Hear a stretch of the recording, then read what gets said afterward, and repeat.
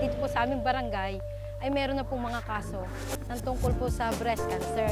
Hindi lamang po isa o dalawa ang nagkaroon po dito sa amin. At sa kasalukuyan po, sila po ay namatay na. Kaya kung maaagapan po natin itong sa breast cancer po ito, kung yung pong magkakaroon pa, ay atin pong mapigilan ang kanilang sakit na breast cancer na alam po natin kung pangalan.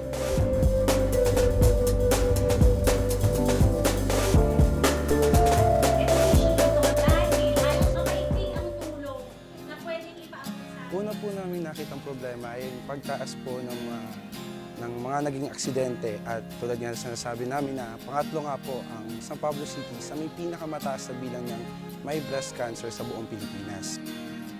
Ang San Pablo City po kasi ay may 8 barangay. Ngayon po, ang barangay na target po namin is 10 to 20 barangays. Ngayon pong pagkakataon ito, meron na po kaming 24 na barangay at dumadami pa po sila. Kada linggo po, binibisit po namin sila, pero 4 na pagkakataon po o 4 na visit po ang ginagawa namin kada barangay.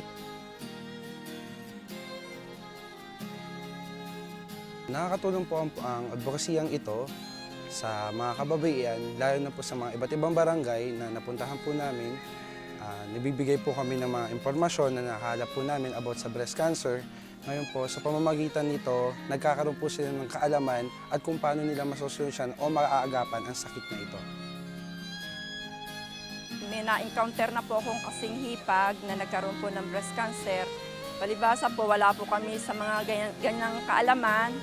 Ngayon po ay nagkaroon po kami ng maraming kaalaman na sa ganun palang pamamaraan ay makokontrol pala ang breast cancer.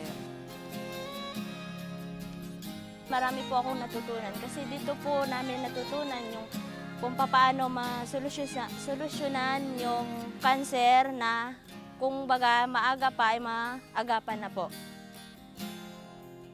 Una't higit, ito ay maipapalaganap ko lalo tigit sa aking pamilya, sa aking mga kabarangay, at kung maaari ay sa iba pang mga kaanak ko na hindi taga rito na maipalaganap ang ganitong gawain tungkol sa breast cancer.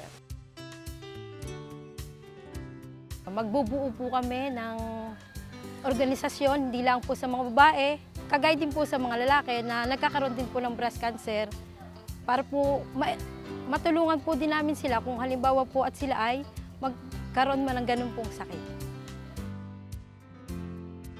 Nung nakasali nga ako sa Team Lunar Lunas as their team leader, natutunan ko ang pagiging responsable, lalo na sa pagmamanage ko ng oras.